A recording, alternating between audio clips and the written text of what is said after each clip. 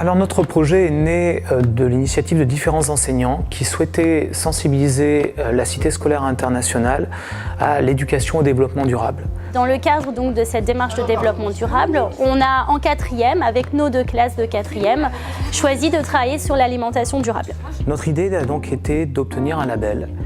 Et nous sommes partis à la recherche de partenaires qui auraient pu nous accompagner dans ce projet. 2 professeurs de la Cité scolaire internationale ont contacté le réseau AMAP Auvergne-Rhône-Alpes. On les a rencontrés assez rapidement avec Lyon à double sens et on leur a proposé de co-construire ensemble un programme sur la globalité du système alimentaire et du système agricole et sa complexité.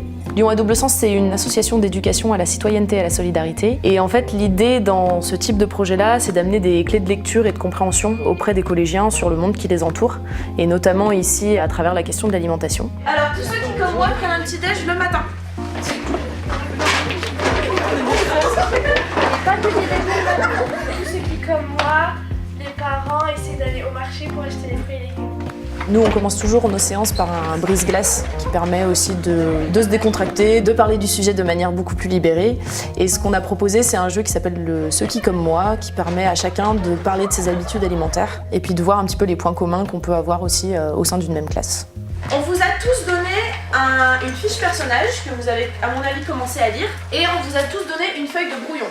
L'idée, c'est que sur cette feuille de brouillon, vous allez un petit peu résumer votre personnage avec ce que vous en comprenez, avec les informations qui vous paraissent importantes, en tout cas quelque chose qui vous parle et que vous allez pouvoir retranscrire aux autres.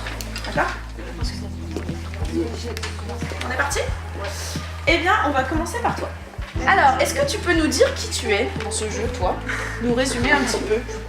Bah, je suis une courgette du Kenya. Une courgette du Kenya. Ok. Et pour pousser, j'ai besoin de beaucoup d'eau. Et je fais 6000 km pour arriver dans les assiettes. Est-ce qu'il y en a qui se sentent en lien avec la courgette du Kenya ? Alors, tous ceux qui se sentent en lien, vous allez faire sur votre feuille une croix. Je suis Wanbe et je suis un enfant du Kenya. L'eau, il y en a dans le pays, mais elle n'est pas accessible parce que 70% d'eau sont pour les fruits et légumes qui sont exportés vers les États-Unis et l'Europe. Alors, du coup, c'est quoi ton lien direct avec la courgette du Kenya ? L'eau Ouais, le fait qu'il et faut... le Kenya. Et le Kenya aussi, oui. Tu avais beaucoup de points communs, effectivement. Mais le fait qu'il faille beaucoup d'eau pour faire pousser cette courgette, toi, tu te sens directement impacté. C'est ça ? Ok. Alors le jeu de la ficelle, c'est un jeu de mise en situation qui va permettre de créer du lien entre notre modèle de consommation, les acteurs qui permettent de le réguler et les impacts que ça va avoir. Que ce soit des impacts environnementaux, la question du réchauffement climatique, de l'empreinte carbone, du transport, les impacts aussi socio-économiques comme les questions de sous-alimentation, de malnutrition, les questions autour de la santé, du rapport au travail et les rapports aussi de mondialisation qui sont des rapports nord-sud par rapport aux questions d'alimentation. Je vais vous demander au maximum de tirer sur ce fil. Qu'est-ce que vous ressentez là en tirant tous ? Ce qu'on peut voir en fait à la fin de ce jeu-là, c'est que ça tisse une toile entre tous les personnages et en fait de se rendre compte que l'interdépendance elle est ultra présente. Ce qu'il y a d'intéressant avec ce jeu aussi, c'est qu'il favorise la complexité du système, il permet de comprendre de manière globale et puis aussi que les jeunes puissent commencer à émettre une pensée critique par rapport au système alimentaire qui est le nôtre aujourd'hui. Ça, pour moi, en tant qu'enseignant, c'était très riche de les observer dans une situation différente. Ce que j'ai trouvé particulièrement pertinent, c'est que des élèves qui étaient d'habitude sur la réserve avaient décidé de s'exprimer, de participer pleinement à la réflexion commune. J'ai vraiment eu l'impression qu'autour d'un projet, avec des animateurs qui ne sont pas leurs enseignants, les élèves donnaient la pleine mesure de leurs capacités. Nous, ce qu'on a vu en tout cas, c'est des jeunes qui étaient joueurs et qui étaient participatifs notamment à ces temps d'animation. Donc ça, c'est quelque chose d'ultra positif dans le projet. Vous avez fait une enquête sur votre plateau de cantine. Est-ce que tu peux nous dire par exemple ce que vous aviez vu en entrée ? Tomates avec du fromage. Ouais. Est-ce que quelqu'un peut me dire quelle distance avait parcouru du coup la tomate pour arriver jusqu'à votre plateau repas ? 2400. 2400 parce qu'elle avait été produite où ? Ok, parce que c'était à quel mois que vous aviez eu c'était en décembre. Alors en décembre, où est-ce qu'elles poussent les tomates ? Au Maroc. Donc c'est vrai que quand on veut manger des fruits et légumes qui ne sont pas de saison, on est obligé de les faire venir de très loin. Et du coup ça a un gros impact écologique. Je voudrais que vous arriviez à me lister les différentes familles d'aliments et qu'on essaye de les placer sur le bateau qui est derrière vous. Céréales et féculents. Est-ce que tu peux aller me le placer sur le bateau? Les collégiens avaient préparé avec leur professeur d'histoire géo une photographie d'un repas servi au self. Et on est parti de cette photo-là pour essayer de décortiquer la provenance des aliments, la famille alimentaire à laquelle ils appartiennent, leurs valeurs nutritionnelles, le système de production qu'il y avait derrière. Je vais distribuer à chacun une feuille avec un aliment dessus. Donc au tableau, j'ai affiché des signes de qualité que vous pouvez retrouver sur les étiquettes des aliments. Alors est-ce que l'un de vous au centre a un de ces signes et peut nous expliquer qui il est? Moi je suis l'huile de noix Ouais. et je suis issu de l'agriculture biologique et il n'y a pas de pesticides. C'est bio, ça respecte l'environnement. Ok. Comment on sait qu'un aliment il est agriculture biologique ou il ne l'est pas? Ben normalement il y a un certificat, ça assigne avec une feuille verte. Exactement, donc cette feuille verte, c'est le label européen. Et AB, comme c'est marqué là-bas, c'est le label français. Est-ce qu'il y en a d'autres au centre qui ont un autre signe de qualité? Ouais. L'AOP. Alors qu'est-ce que c'est que l'AOP? Qu'est-ce que ça veut dire d'après toi? C'est un endroit spécifique. Oui. Ouais, tout à fait.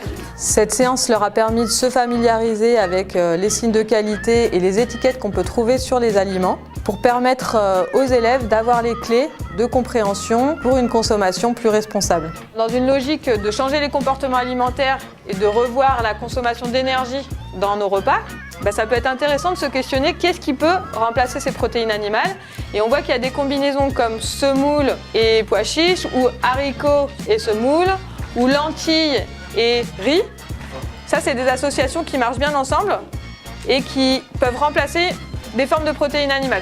Il y a de la viande, j'imagine, à tous les repas qui sont proposés au self. Est-ce que c'est quelque chose sur lequel il y aurait de la matière à bouger ou est-ce que c'est quelque chose qui vous satisfait? Peut-être qu'on devrait manger moins de viande, pas avoir de la viande chaque jour, mais avoir la viande de bonne qualité, je sais pas, 2 jours par semaine. Ouais, mettre des pois chiches. Il y a eu plusieurs étapes dans le projet où à la fois les élèves ont été associés à une réflexion sur ce qu'est le développement durable, sur ce qu'est l'agriculture, les circuits courts, l'agriculture bio. Ils ont pu découvrir toutes les facettes d'un système, mais également d'un projet à différentes échelles. Qu'est-ce que c'est qu'un circuit court? Donc il faut qu'il y ait maximum un intermédiaire. Vous allez à l'épicerie, c'est un intermédiaire, le producteur il est venu vendre à l'épicerie, l'épicerie elle vous vend. Moi je suis la diététicienne Elior. Donc en soi, c'est moi qui élabore les menus à la cantine que vous mangez. Nous, on répond à un cahier des charges. Ce cahier des charges nous impose des pourcentages de produits locaux, bio, circuit court et régional ou alors France pour les viandes. On a pu aussi entrer en contact avec la société Elior, qui a la concession au niveau de la restauration scolaire à la CSI. On a pu aussi travailler avec la diététicienne et élaborer un projet autour d'un menu développement durable qui serait proposé le 14 mars. Avec l'autre classe avant, nous avons établi déjà les entrées, le plat protidique et les accompagnements. On a bossé sur le menu notamment avec une nutritionniste. On a tous proposé des idées, puis on a rassemblé les meilleures idées puis pour faire un menu entier. Vous préférez quoi, la salade piémontaise ou le cake aux carottes? Cake aux carottes. Et alors on partirait sur un cake aux carottes. Du coup, dans les desserts, qu'est-ce que vous me proposez? Crumble aux pommes ou pommes au chocolat? Levez la main pour crumble. Et crumble aux pommes. Moi, j'avais personnellement pas vraiment conscience de comment fonctionnait la restauration dans un établissement. Donc ça m'a aussi ouvert les yeux sur pas mal de choses. Et puis ça a permis d'aller rencontrer le chef de la restauration, d'aller visiter les cuisines. J'utilise une plateforme pour élaborer mes menus. Sur cette plateforme, on a tous les produits que j'ai le droit d'utiliser. Si le produit n'est pas référencé dans cette plateforme-là, je n'ai pas le droit de l'utiliser. On s'est rendu compte aussi qu'on n'avait pas la main sur tout. Et que on devrait sans doute faire des concessions dans l'organisation de son repas parce que même le chef de la restauration, M. Claveau, n'avait pas forcément les mains libres sur ses choix. Qu'est-ce que vous voulez comme fromage en local? La tome, le bleu, le Saint-Nectaire, Bûchette du Pilat en part. Ok. J'aimerais bien avoir un deuxième. La tome, allez la tome. Tome blanche en brise? Blanche. Pour le menu, c'est nous qui avons un peu décidé. Après, on a demandé à la nutritionniste et elle a pris ce qui pouvait être possible pour le self. Le fait qu'on leur ait fait confiance, qu'ils aient été associés à la réflexion sur l'élaboration d'un menu en tenant compte des objectifs à la fois diététiques, de circuits courts, de bio, Ça a été pour eux très très formateur. Après avoir bossé sur ce qu'on allait manger, on a commencé à travailler sur les affiches. On faisait des affiches sur par exemple un produit circuit court. On faisait une affiche, on faisait des dessins et tout ça. Et après à la fin, on montrait à tous les élèves et les profs et ils nous disaient par exemple il faudrait peut-être mettre plus de dessins et écrire un peu mieux et tout ça.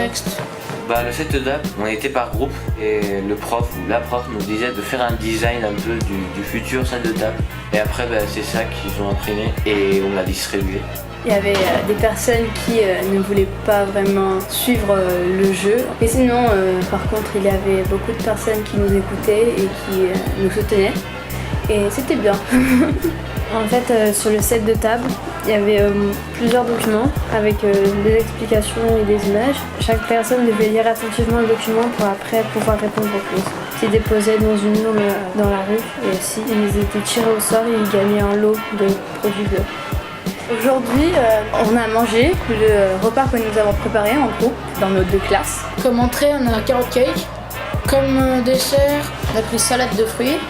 Oui, salade de fruits et crumble. Comme plat, du gratin de chou-fleur et un bœuf bourguignon. Et du chili végétarien.